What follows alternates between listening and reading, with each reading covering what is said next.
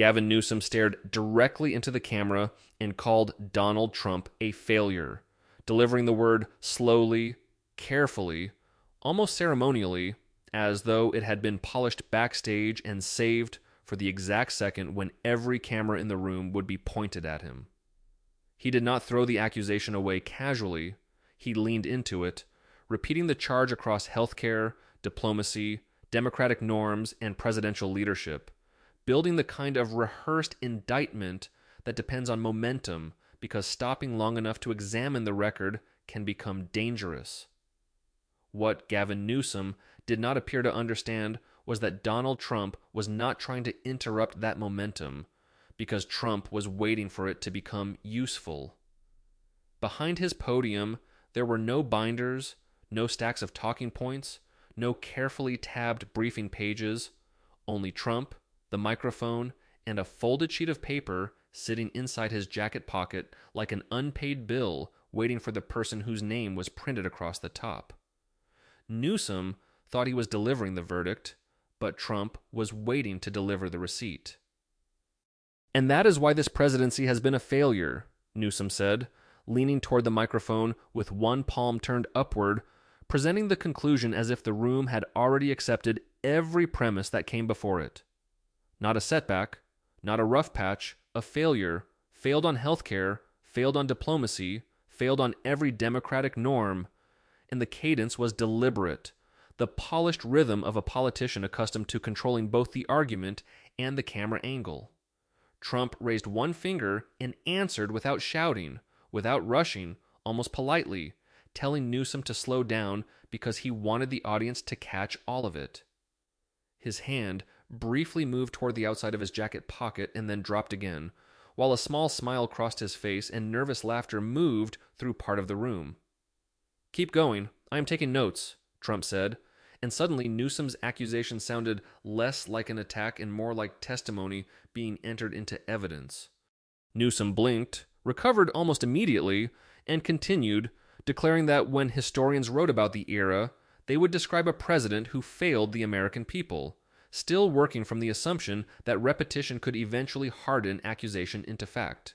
His podium held the binder, the pen, the glass of water, everything associated with preparation and command, while Trump's podium remained almost completely bare, a contrast that made the folded object inside Trump's jacket increasingly conspicuous precisely because nobody could yet see what was written on it. Newsom straightened his tie as applause rose from his side of the room, the practiced movement of a politician who understood that television is not merely recording the event, but becoming part of the event itself. Trump remained silent for several long seconds, allowing the word failure to hang in the air until it began to feel less like a weapon and more like an invoice that somebody had handed to the wrong customer. Then Trump stepped backward, opened his jacket, and changed the direction of the entire exchange. "Governor," Trump said in a lower, flatter voice, "you just used the word failure 7 times, I counted." And then he paused just long enough to make the next number arrive cleanly. "You know who else counts? The 700,000 people who left your state," he continued, moving immediately from Newsom's rhetoric to the record the script had been building toward from the beginning. The reaction came quickly, but Trump did not chase the applause. He repeated the number, emphasizing that these were not tourists passing through California, but residents, families, people who packed their belongings, crossed the state line, and did not come back. Newsom's hand stalled near the water glass, his fingers returning instead to the edge of the podium as Trump framed the population loss not as an abstract demographic fluctuation, but as a judgment rendered household by household. And then Trump finally reached into his jacket. He pulled out one folded piece of paper, held it between 2 fingers where the audience could see the creases, and allowed the simplicity of the object to do what a stack of briefing books could not. "I brought something tonight, Governor," Trump said, explaining that the people of California had effectively asked him to deliver it before tapping the paper against the podium and calling it the California receipt. There was no dramatic stack of documents, no slideshow, no staffer carrying boxes onto the stage, just one sheet divided into folds, each section positioned as another entry in the argument against Newsom's record. Trump opened the first fold and read the date, November 6th, 2020, before moving directly to the French Laundry dinner, the 12 guests, the absence of masks and distancing described in the source script, and the expensive meal that became politically toxic because it collided so violently with the restrictions being imposed on everyone else. In one movement, the discussion stopped being about whether Trump was a failure and became a question of whether Gavin Newsom had lived under the same rules he expected Californians to obey. Trump emphasized the presence of the California Medical Association's leadership at that dinner, contrasting the people involved in shaping and defending public health restrictions with the image of those same connected figures gathering privately while ordinary residents were being told that gathering itself was dangerous. He moved through the consequences described in the original script with deliberate force. Children kept out of classrooms, grandparents separated from grandchildren, churches unable to open normally, families restricted from hospital rooms, barbershops dark, restaurants locked, longtime businesses wondering whether there would even be a reopening to prepare for. The argument was not complicated, and that simplicity made it more damaging.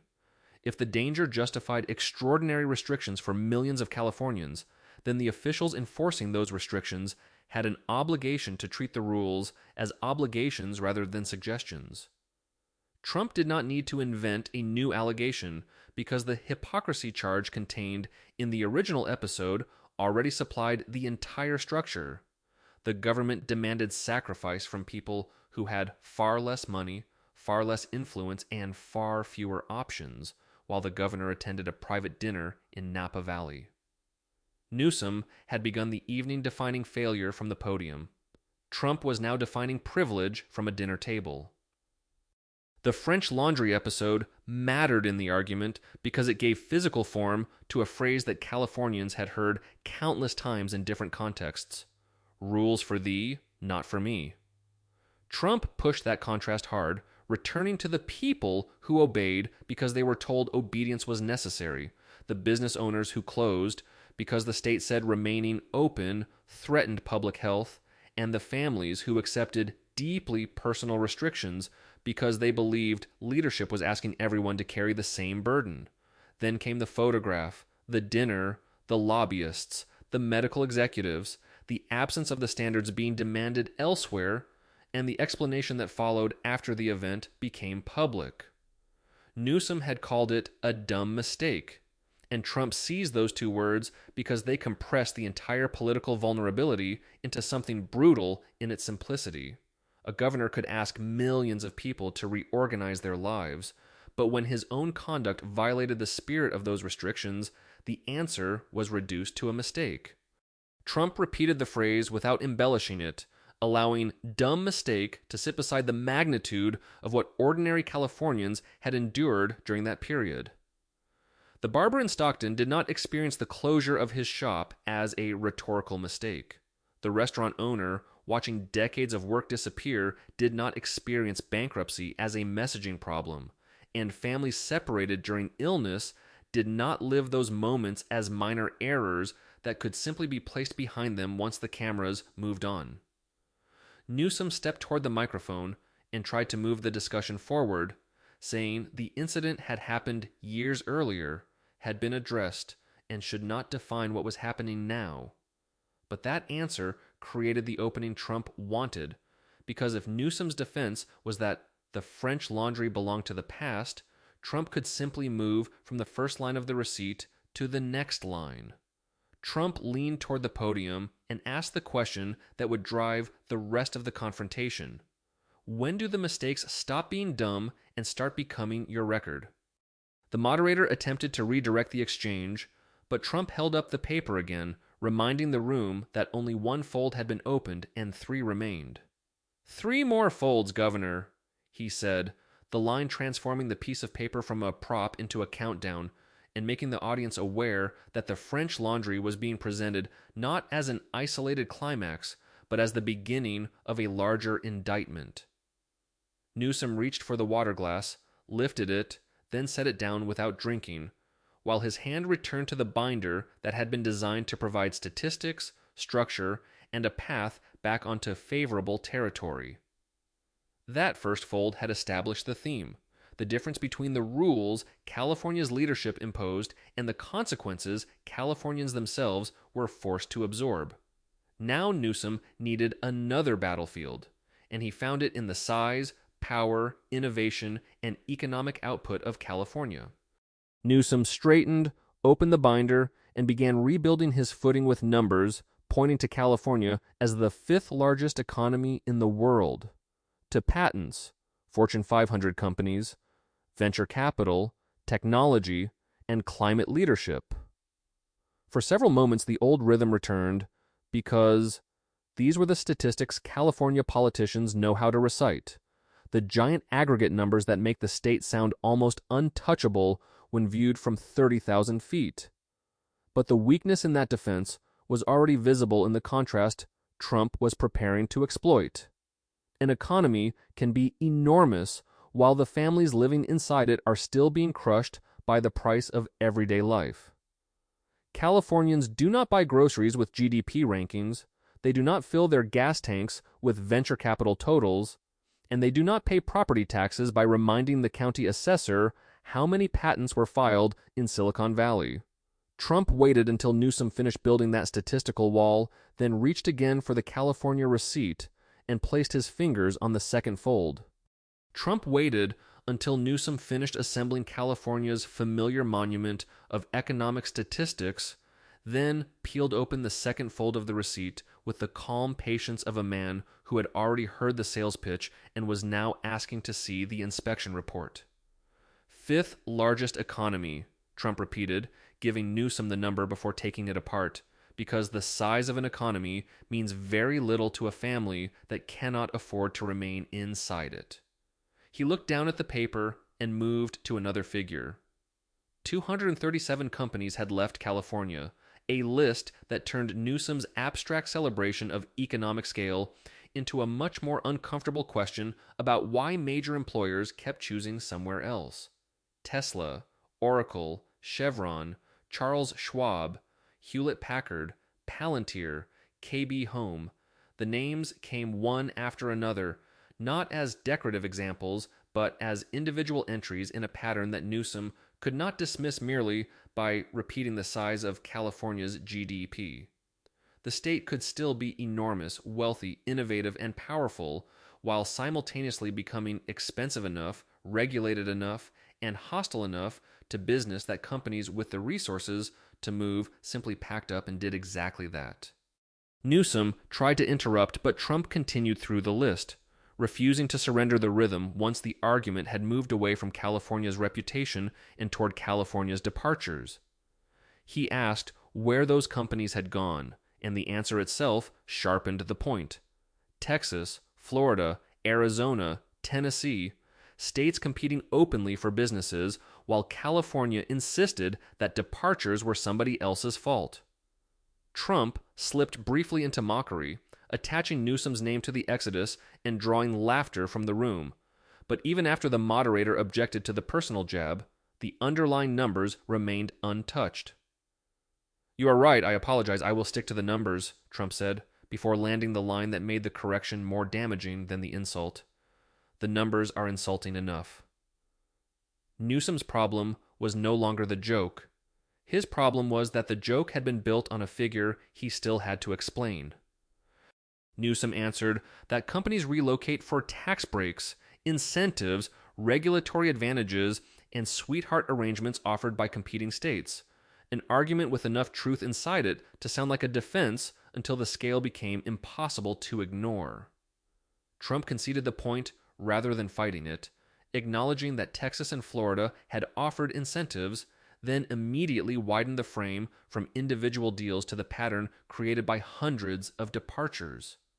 One company leaving could be explained by a tax package, 10 could be called a trend, but 237 companies leaving while repeating the same complaints about taxes, regulation, and operating costs forced a far harsher question about the environment they were leaving behind. Trump's argument was brutally simple.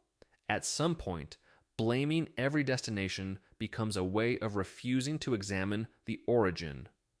If everyone keeps walking out through the same door, leadership eventually has to stop attacking the people outside and ask why the room has become so difficult to stay in. Then Trump moved from companies to people, and the second fold became heavier because corporations can be dismissed as greedy, opportunistic, or politically motivated in ways that ordinary families cannot.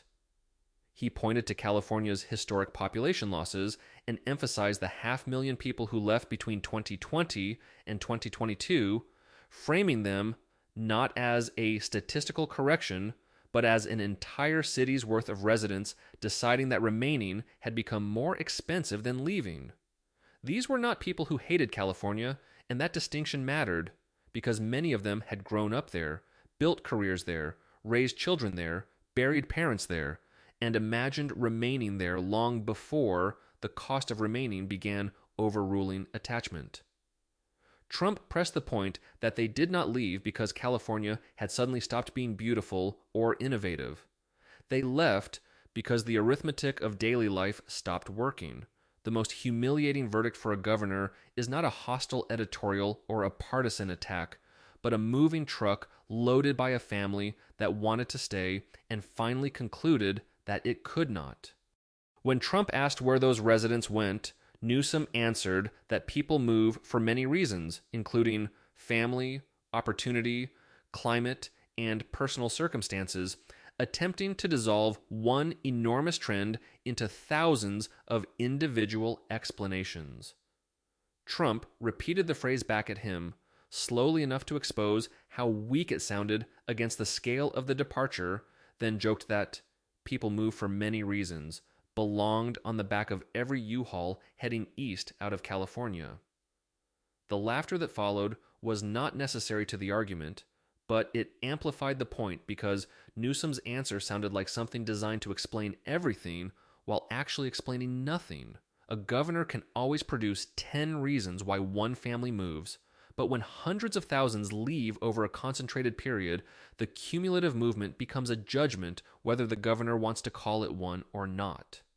California's population decline, in Trump's framing, was not merely movement.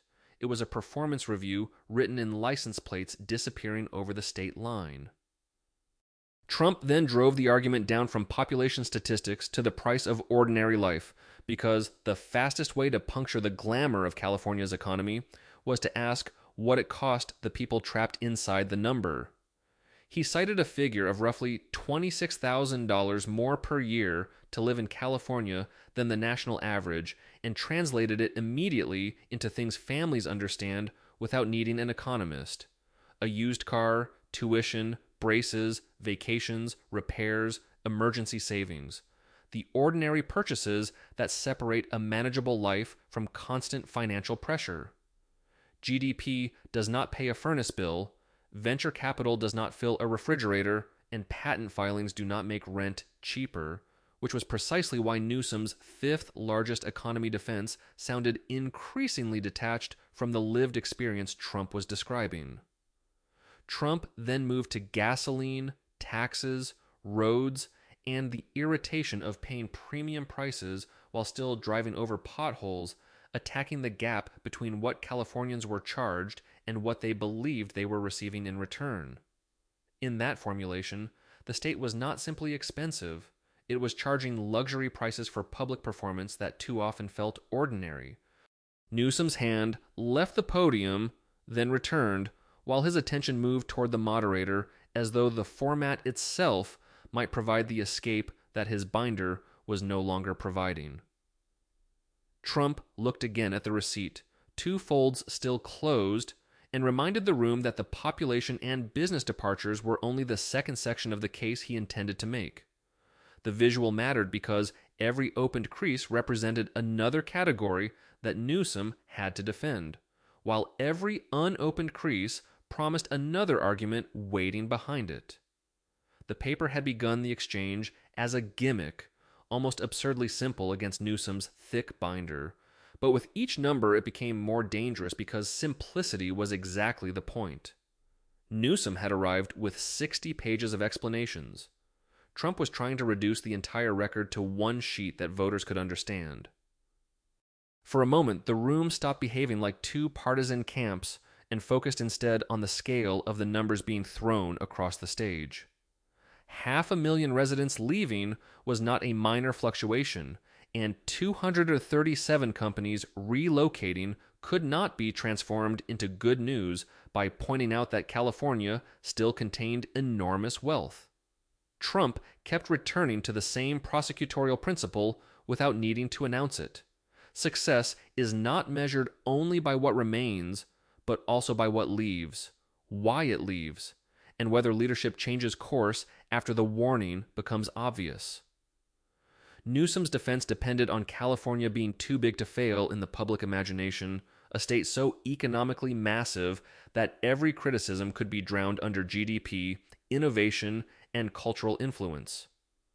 Trump's attack depended on something more personal and therefore more politically dangerous. If California is succeeding, why are so many Californians deciding that success is somewhere else? That question hung over the stage when Newsom finally abandoned defense and decided to attack Trump directly, shifting from California's record to Trump's own business history. He stepped forward and named Trump University, the $25 million settlement, Trump Steaks, Trump Vodka, Trump Airlines, the casinos, and the bankruptcies, driving at the contradiction of a businessman lecturing anyone else about failure. "Who bankrupts a casino?" Newsom asked, and the left side of the room erupted because for the first time since the receipt appeared, Newsom had landed a clean blow that could not be laughed away simply by pointing back at California. Trump's expression tightened, and for a brief moment the momentum changed because Newsom had stopped answering the invoice and started examining the man holding it. The attack was effective precisely because Trump did not pretend otherwise. "Fair point, Governor," Trump said quietly, and the concession gave him the opening for the distinction he wanted to make next. He acknowledged that he had experienced business failures, then separated private risk from public failure with one sentence. "When my businesses failed, I lost my money. When your state fails, you lose theirs." That was the bridge between the second and third folds, because Trump was no longer debating whether he had ever failed. He was arguing over who pays when failure happens. A businessman can destroy his own investment, creditors can fight over the wreckage, and a failed company can disappear. But a governor spends money collected from millions of people who do not have the luxury of walking away from the consequences. Trump pressed his thumb along the third crease, flattened the receipt against the podium, and read the next entry aloud: California High-Speed Rail. Trump pressed the third fold flat against the podium and read the words California High-Speed Rail, shifting the argument from companies and population loss to the kind of government project that survives long after every original promise has expired. He cited the original budget of $33 billion and then the current estimate of $231 billion, letting the gap between the two figures carry the accusation without needing another adjective. 700%, Trump emphasized, turning the cost escalation into the central indictment, because nothing destroys a claim of competent management faster than a project whose price multiplies while its finish line keeps moving farther away. The completion date, he reminded the room, had once been tied to 2020, yet the year was now 2026 in the script's timeline, and Trump's point was mercilessly simple. The money had moved, the deadlines had moved, but the train still had not moved. The number of passengers who had ridden California high-speed rail, he said, was 0. The room reacted differently this time, less like a partisan audience waiting for a punchline and more like people mentally checking the arithmetic because the scale sounded too absurd to accept on the first hearing. Trump let that reaction breathe, because $231 billion is the kind of number that becomes politically useful only after it is translated from bureaucratic scale into ordinary human scale. He compared it with the cost of the interstate highway system, arguing that California had committed an amount approaching half that historic infrastructure price while still lacking the completed system Newsom's government could point to as proof of delivery. Then Trump made the contrast personal, reminding Newsom that he had spent his career building physical properties, buildings people could enter, hotels people could stay in, golf courses people could stand on, tangible assets that either existed or did not. Against that standard, Trump's accusation landed with brutal clarity. California had spent an extraordinary amount of money and still could not produce the train that was supposed to justify it. I offered to build you a wall. You did not want it. Turns out you cannot even build a train, Trump said, and the right side of the room erupted because the line compressed years of political conflict into one deliberate humiliation. He stepped away from the podium and kept hammering the size of the expenditure, imagining what else could have been done with $231 billion, including giving enormous amounts directly to the families who had already left California and still having money left over. The exaggeration was comic, but the underlying argument was not. Public spending is ultimately measured against what taxpayers received in return, and a project can survive only so many cost overruns before investment begins sounding like a euphemism for refusal to stop. Newsom stood behind his podium while the familiar economic statistics that had stabilized him earlier suddenly looked irrelevant beside a project whose cost and delays could be expressed in one devastating sentence. The third fold had become the strongest section yet because it converted Trump's broader attack on governance into a specific test of whether government could actually finish what it promised. Newsom responded that the rail project had been approved by voters before he became governor, trying to separate the project's origins from his own responsibility for its continuing problems. Trump did not dispute the chronology. He attacked the responsibility, telling Newsom that once he took office, it became his job either to build the project properly or stop it, and that doing neither was the failure. Newsom pointed to federal funding being withdrawn as political punishment, while Trump answered that the funding was pulled because billions had already been spent without the progress he believed taxpayers had been promised. Trump called that an audit rather than punishment, deliberately presenting himself not as the politician who harmed California, but as the outsider refusing to keep writing checks into a project already failing its own measurements. Then he moved to the part of the argument that made Newsom's defense even more difficult. Newsom himself had publicly acknowledged the project's problems years earlier. Trump cited Newsom's 2019 State of the State address and repeated the governor's own assessment that the project, as then planned, would cost too much and take too long. That sentence changed the structure of the attack because Trump no longer needed to prove that the rail program was troubled. He could simply argue that Newsom had already admitted the problem and continued presiding over the spending anyway. Cost too much and take too long, Trump repeated, emphasizing that these were Newsom's words, not his, and that the governor had identified the warning before the bill became even larger. Trump's accusation was that Newsom recognized the failure, named the failure, and then continued financing the failure because stopping would have required a public admission that the project had become indefensible. The issue, in Trump's framing, was no longer bad forecasting, but political pride funded with money that belonged to other people. Newsom's posture shifted as Trump held up the third fold and declared that cost too much and take too long was not an infrastructure plan, but a warning label Newsom had printed himself. That line attacked the exact weakness in Newsom's earlier defense, because blaming the project's origins did nothing to explain why leadership continued pouring money into a system it had already described as financially and operationally unsustainable. A private company that discovers a project cannot be completed at anything close to its promised cost eventually faces a brutal choice: restructure, cancel, replace management, or absorb the loss. Government has another option, the one Trump was accusing California of choosing, which is to keep spending because the cost of admitting the mistake is political, while the cost of continuing it is dispersed across millions of taxpayers. By that point, the receipt was no longer simply a list of embarrassing episodes. It had become an argument that Newsom's administration treated acknowledgement of failure as a substitute for correcting failure. Trump placed the third fold down with only one section remaining, and his tone changed before he even opened it. "One more, Governor," he said, quieter now, warning that the final item would not be played for laughs, because the subject was no longer a restaurant, migration statistics, or an unfinished rail project.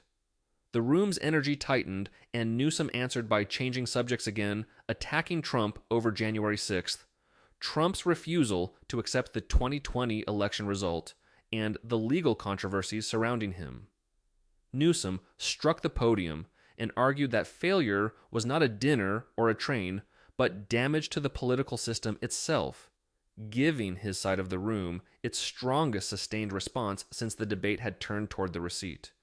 Trump stood still and allowed the applause to finish before touching the paper again. This time, Trump did not joke, interrupt, or manufacture suspense beyond what the final fold already represented.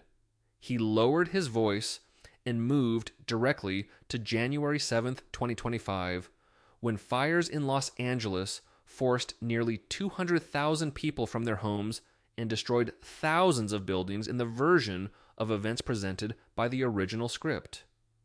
Neighborhoods, schools, churches, and homes were placed at the center of the argument because Trump wanted the final section to feel fundamentally different from the earlier disputes over economic statistics and political hypocrisy.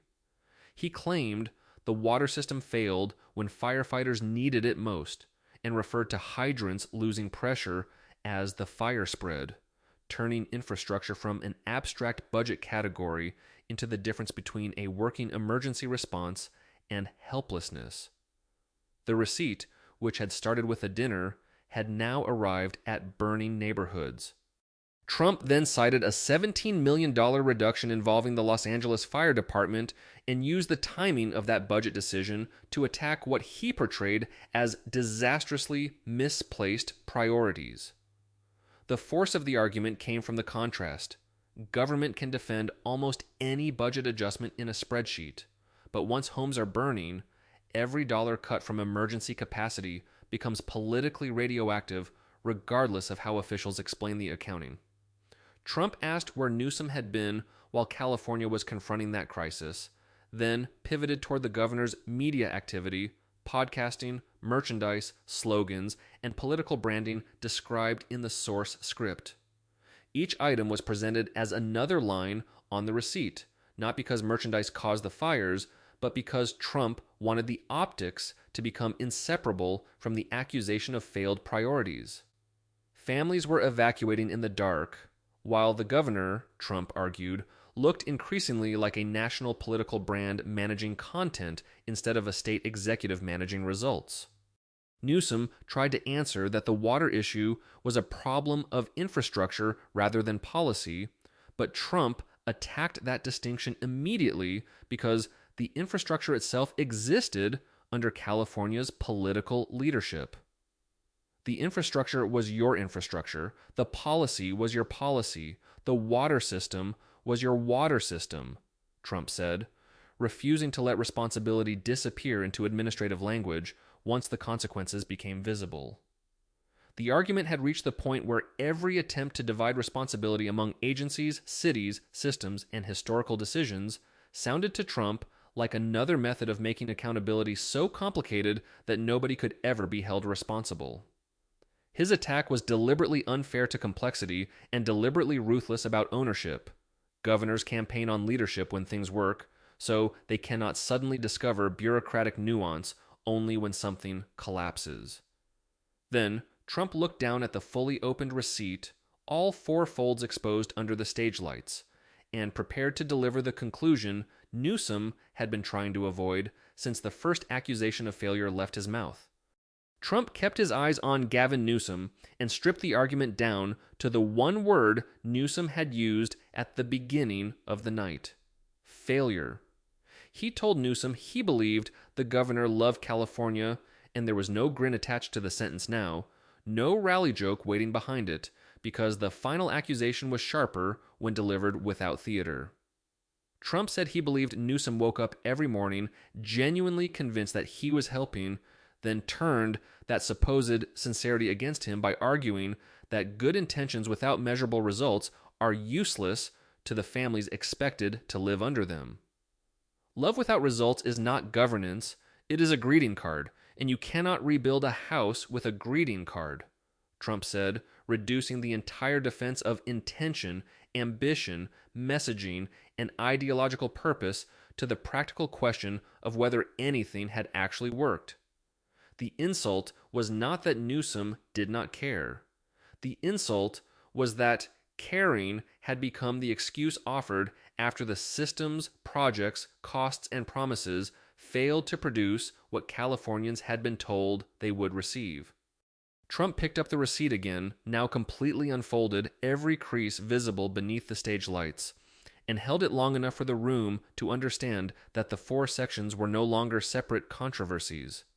The French Laundry dinner, the companies and residents leaving California, the cost and delay of high-speed rail, and the failures Trump associated with the Los Angeles fires had been assembled into one continuous case against Newsom's claim of competent leadership. Trump reached across the space separating the podiums and placed the paper on the edge of Newsom's podium beside the binder that had remained closed through the final stretches of the exchange. The image was brutally simple. Newsom had arrived with dozens of pages prepared to explain California, and Trump had reduced his attack on the governor to one unfolded sheet sitting directly in front of him. Newsom looked down, moved a hand toward the paper, stopped before touching it, tried to speak, and failed to produce the immediate answer the room had been waiting for. For the first time that night, Newsom's posture seemed to fold toward the podium instead of projecting outward toward the cameras, and the silence became more damaging than another argument could have been. His binder remained closed, his pen had rolled toward the back edge of the podium, and the glass of water sat untouched, while the receipt occupied the center of the visual frame. Trump stepped backward and buttoned his jacket, not rushing to fill the space because every additional second without a response made the scene work harder for him. "You called me a failure, Governor," Trump said, returning directly to the accusation that had started the entire confrontation. "But the receipt is in front of you, and every line on it has your name." Then he turned toward the room and delivered the line that reduced Newsom's record to the image that would carry the argument forward. He is the man who sold tickets to a train that never came.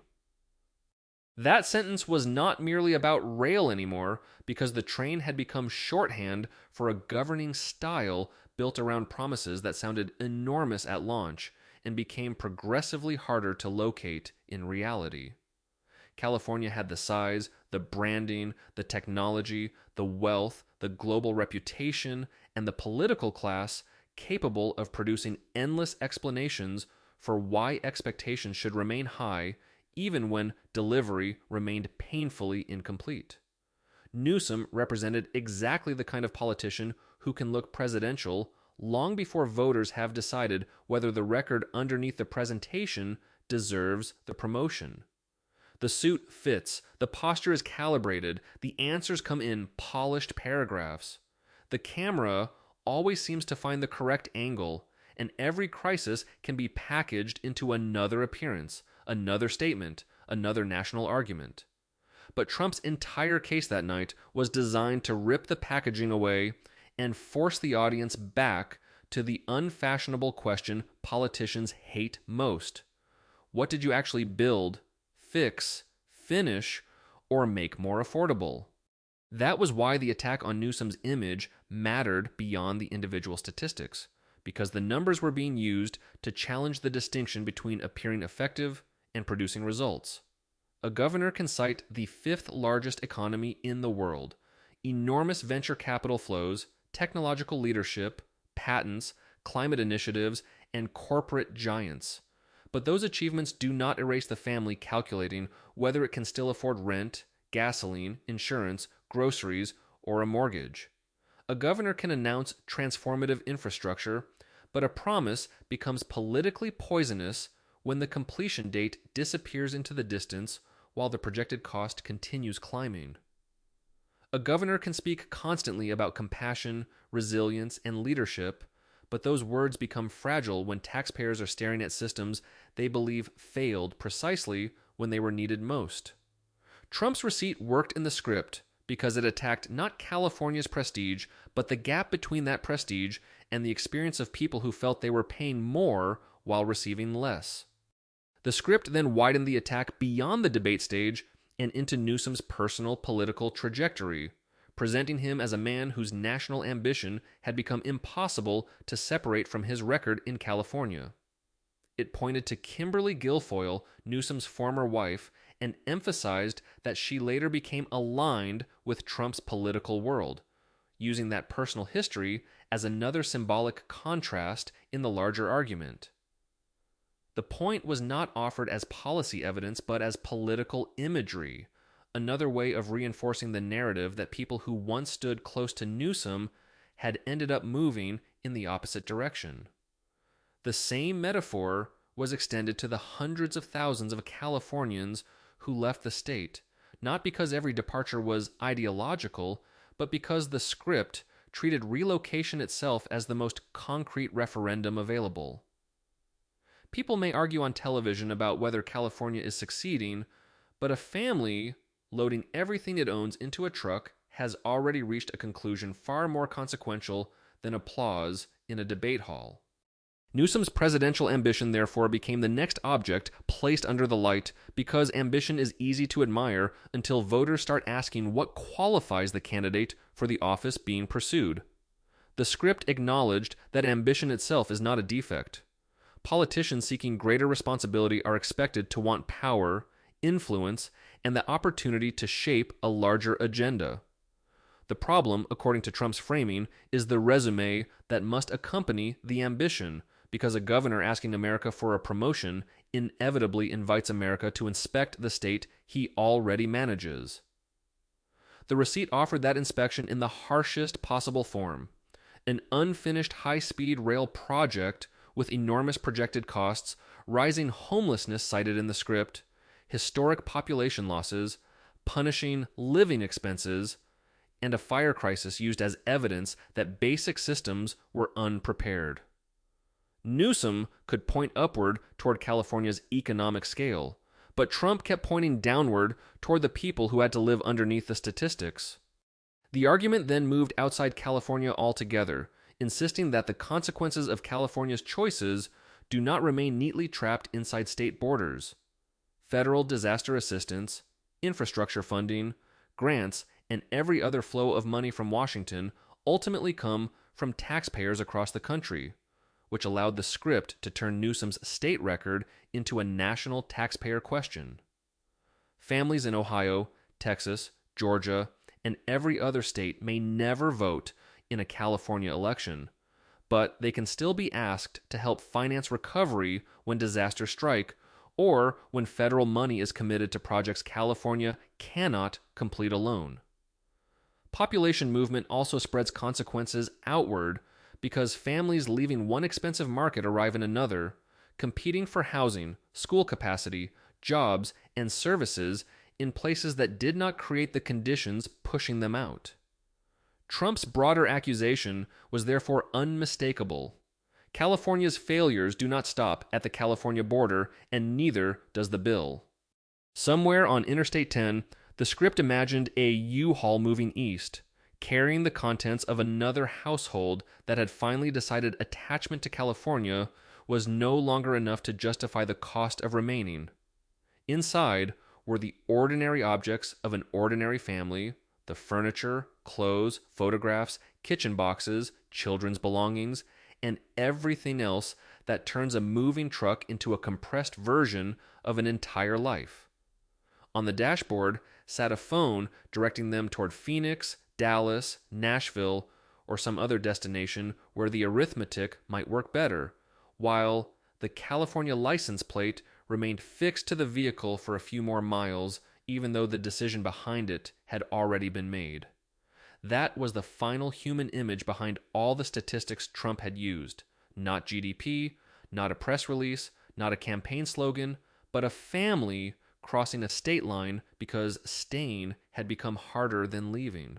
For Newsom, that truck was more dangerous than any insult because it required no moderator, no polling memo, and no political consultant to explain what it meant.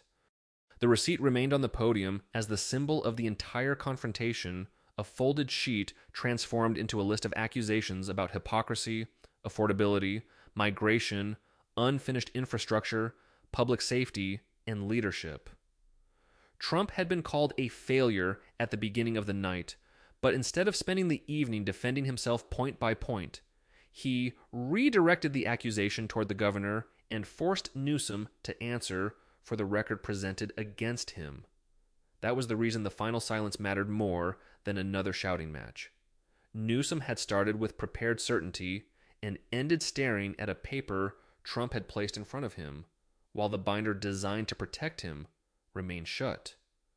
The question left for the audience was not whether California remained wealthy, influential, innovative, or beautiful, because none of those things had ever truly been disputed in the argument. The question was whether Gavin Newsom could ask the country to trust him with America after Donald Trump had spent the night forcing him to answer for California, one fold, one number, and one receipt at a time.